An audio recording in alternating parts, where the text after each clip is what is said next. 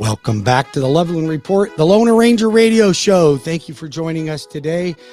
You got Cleve Loveland with me on the air and Bruce Woodburn, the Lone Ranger. We got a lot to cover in this segment. I wanted to talk to you, Cleve, about a scenario that I had. I taught a class. It was a first-time homebuyer class with a real estate agent week before last.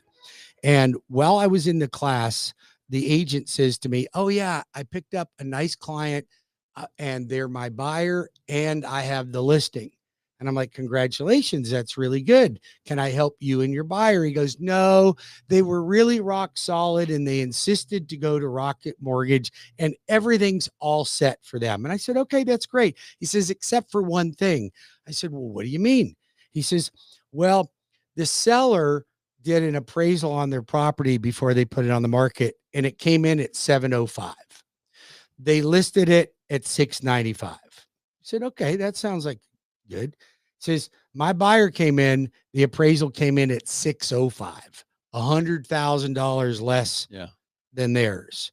And I'm like, "Why?" He says, "Well, I think it had to do with the accessory dwelling unit. It's not zoned to be a mother-in-law suite."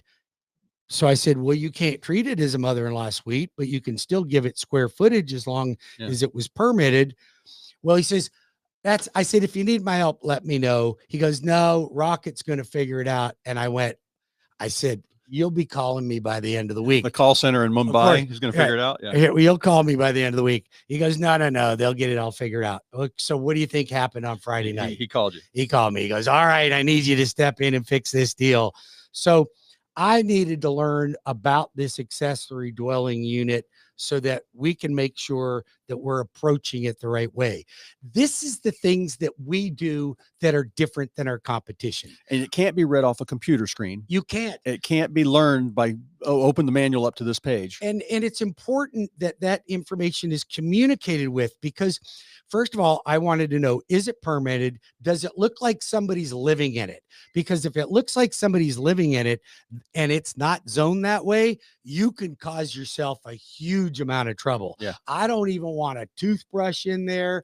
I don't want to see somebody living in it if it's not zoned for it. Take that stuff out of there so we can get through it. And then we'll get it appraised. We'll use the square footage and we'll go from there.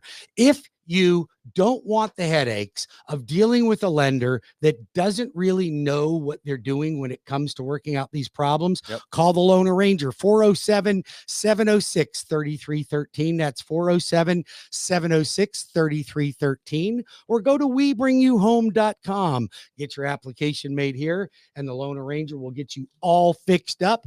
You'll hear from my team. They'll gather your docs. We'll get you all fixed up, and we'll close easy and fast. You know, I can close loans in as little as 10 days. Yep. You've done it for me. It's unbelievable. You've done it for me. So I've got my guest, Cleve Loveland, on the phone, the voice of real estate in Orlando. Cleve, tell us a little bit about what's going on and what do you got to bring to my listeners today? All right. Well, I want to talk about my 30 years in real estate, 33 years. I always get this question about, and I get some resistance sometimes.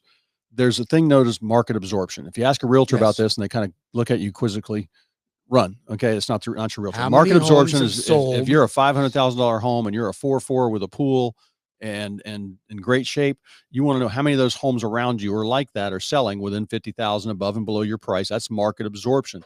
And if your realtor's not analyzing that with you every couple weeks, you got the wrong realtor.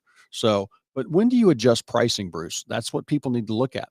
And it's not only when, it's like, how much do you adjust? Well, and does it always have to be pricing? I've seen you come in on a house that didn't sell and you listed it for more money and still sold it. And that could be because the pictures look like a crime scene. I saw one of those last week. I love those pictures where it looks like there was a frat party the night before. I saw one that actually had garbage bags in each of the rooms, like they were like they tried to clean up, but let's just take the pictures before they're done. They put all the clothes in garbage It could be the bags. marketing. It could be the access, could be the co-broke. Like, what are you paying the other agent? You got to pay those other agents or else they might not come through, or the buyer might not be able to afford the house because they've only got 10% to use to put down. And they don't have the money to pay their agent if you do that, and you cut their compensation. But when it comes to price adjustments, and I look at market absorption, usually most homes, Bruce, whether it's 200,000 or 2 million, if you're at the right price and they look good, they've got access, they're under contract within about 1 to 4 weeks. If you haven't had a contract by then, you don't want to go stale. What if you haven't even had a showing? Then you're really off. You're priced out of the market. That's the next thing I cross-reference. How many people came through to look at it? Normally when a house gets about 10 showings, you usually get an offer. Now, did that 10 showings take 1 week or did it take 2 months? And is the real estate agent that has the property listed interviewing the realtors that brought clients? Are you getting feedback? What is the feedback? I want to know on feedback. My lock boxes tell me who showed the property the second they open the lockbox and the second they close it, whether or not they put the key back in it. So, but I want to know, did that buyer buy anything? Are we in their top 2 or 3? That tells me how well we're doing. And that gives me an idea of how to negotiate, which is what I'm hired for. So if I know the seller says, well, all right, we got an offer and it's $30,000 below list price, but the last 6 people through loved it, and 3 of them are coming back tomorrow for a second showing. Okay, we're going to counter it like 99% of list price. Got something, and we got something, but that's a first showing, and it's the only offer we got. We probably need to be a little more flexible because you don't want to get. Usually, your first offer is amongst your best, so you gotta know all these. So, things. what if you had 10 people came through the house, but nobody made an offer? What's your next step? I'd look at the feedback. I'd watch and cross-reference that with what has sold.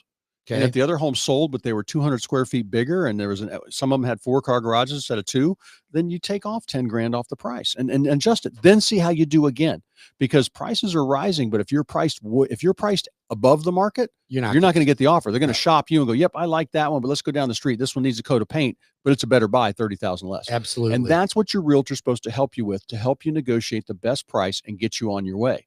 So if you have any questions about that, call me at 407-352-8118. And you know what else I want to do, Bruce? You and I talk about your Leapfrog program. We make a lot of landlords. Yes, we do. And we take the house they're moving out of. Make a lot at people rich is what we do. Make them landlords. Yep. And to get them some money. But when they move out of that house, what do you rent it for? I can tell that. Now, let's say you go on the market at $2,800 a month for your rental. Now, how do we know when to adjust that price? If I don't have applications within the first week, adjust the price. Absolutely. Because tenants are very fickle. And it's funny because I'll have 10 people email me or 15 people email me. We send them all of our rules for our property management. You know how many show up at the appointment on Saturday morning? 3 out of 15. So, and that's the good ones. Those are the ones that aren't bothered by those rules. Unless they're saying, I'll give you cash for 6 months in advance. Those people usually know they're not going to get away with anything with a professional management company. But usually you want to adjust it $50 or $100 if you don't get good applications, because time is money, and you don't want to sit on the market trying to get $3,000 a month, trying to bump up when you should be at $2,800 a month more, but you're off the market for a month and a half. That costs you $2,500. There's a calculation there, and I can do that for you to tell you this is where you need to be at. You're much better off to get a good tenant in there. They stay 2 or 3 years. You raise them each year a little bit depending on the market, and then but they're helping with your property. And it's funny because sometimes I have landlords complaining about repairs on properties. I'm like, they're doing you a favor. If stuff is really broken, you want to make it nice for them. Absolutely. Because if you do ever want to sell, that stuff's all fixed for you. You don't, if a client is complaining about something broken in my rental property, I thank them for bringing that to my attention. Yep. So I can fix it immediately. The worst tenant is the one that goes, yeah, that faucet's been leaking under the sink for the last 6 months. I'm like, what? You mean you haven't told me? And then, real quick, jump over to buying those investment properties, Bruce. If somebody wants to buy one, talk about the DSCR loan. Yep, I will. If you have questions for the Loan Arranger, give me a call at 407-706-3313 or Tampa Bay 813-213-4009 or WeBringYouHome.com. So DSCR's debt service coverage ratio. If you want to buy investment properties, but maybe you don't have the income, you don't show the income on your tax returns for any number of reasons, I can make it easy. You put your money down, I'll use the rent for the subject property. That's the only income we use to qualify. And so let's say it rents for $3,000 a month. Is that going to be PITI or just PI? PITI. So that is PITI has got to be a 1-to-1 ratio. You got to rent it, and your payments got to be that much or lower. And so what's the rate on that? Going rate? Are we in the high sevens? They're really not that bad. I locked a couple clients in on DSCRs last week with a builder. I've got one client buying 5 builder properties and 1 resale. Nice. Right? All DSCRs. And these are all in the $650,000 to $700,000 price range. Oh, wow. 5 properties. Wow. Right? So, Very good. I've already closed 7 for her as well. And those are up in the high 7s or mid 7s? They were in the low to mid 7s, depending on whether she wanted prepayment penalties or not. Okay. So DSCRs can come with prepayment now, penalties. If I'm a conventional and I don't need the DSCR and I'm going to put 30-40% down, what's 20%? my rates then? You're going to be in the mid 7s right now. Okay. All right. Mid 7s would give you a decent rate for an investment property. So, and the more you put down, the better the rate gets, the higher your credit score, the better your rate gets. If you have questions for the Loan Arranger, I've been in the mortgage business for 35 years, and I'm here to help all families looking to buy, refinance. I've got my friend Cleve Loveland with me today. If you have questions for the Loan Arranger and you're in the Tampa Bay area, all the way down to Cape Coral, 813-213-4009, or Orlando area, all the way up to Jacksonville, 407-706-3313, or WeBringYouHome.com. Cleve Loveland, the voice of real estate, my friend, my go-to guy when it comes to referring clients to a great real estate agent. If you're in the Central Florida area, I want you to call Cleve at 407-352-8118 or cleveloveland.com. And also, Bruce, one thing here. Now, I've had people try and raise prices on me. I go in and like, now once we're listed, probably not going to do that unless they actually did just add something to the home or spend a bunch of money on it. But I have done where I've raised the price like they weren't staged. I got a free 50-point staging checklist. Yes. Yards demolished, houses demolished. It wasn't cleaned out, fresh coat of paint. And we spend 1 or 2%. Let's say we spend $6-10 grand on the property. And I have raised the price 25 grand on that and gotten it sold. Now, this is between the old realtor that didn't know what they were doing and me getting it listed. So it can be done to raise a price, but I've seen some homes. What's funny when I see somebody who's like kind of thinks, oh, wow, I just heard about that new mall going in down the street. I'm going to raise my price 30 grand on my house. That doesn't work. It always sells for less than what it was listed for to begin with. You can't compete with. And it's kind of like going back. Do you remember when they were trying everything they could in the bubble and they had range pricing? Yes. Owner will entertain offers between $250 and $275. Well, you know what the property always sold for? $240. Right. Always. They never sold in the middle of the range. It was ridiculous. It was when people didn't want to know. I always think of Jack Nicholson screaming, "You can't handle the truth." Right. And this is what you need to know, because you and I don't control the market value, Bruce. No, the market value of your home is what you walk away from the closing table with. But you want somebody advising you like, "Yep, that's a good price based on what's going on."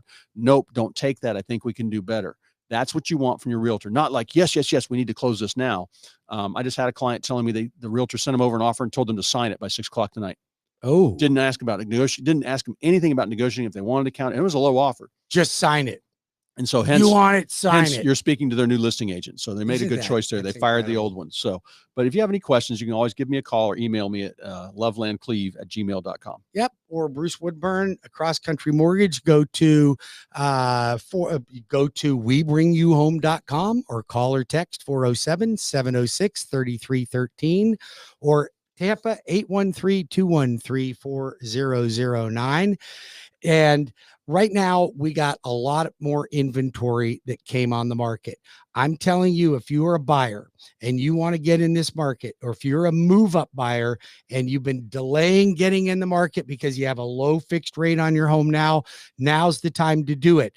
Because if you can keep the home you have, that's great. If you have to sell it, then sell it. But you just got a whole lot more competition. 1,116 more homes from December to January means that buyers have more opportunity. Sellers are going to work some deals. Inventory's high right now around the state. It is. But what a buyer wants and the seller needs to know is like, what's my competition? When a buyer, let's say you got a $500,000 buyer, when they go out there, they want to know what 500 looks like, what 525 looks like. And they can tell like, that guy's smoking something. There's no way he should be that price. And then they go, oh, that's a good one. This one's going to go quick. And that's what you want when an offer comes in. I'll find that out from the other agent. It's funny. I'll get a low offer and almost always it's an inexperienced agent. And I'll let me guess, you've been dragging these people around in their car, or the buyer's been watching too much HGTV. But any questions you have, you can always call me at 407-352-8118. Always good to have Cleve Loveland as a guest on the Loan Arranger show and host of the Loveland Report. Thanks for calling in. I'll be back in 5 minutes. So stay tuned. Cleve and I will be back. 407-706-3313 or Cleve Loveland at 407-352-8118. Don't go anywhere.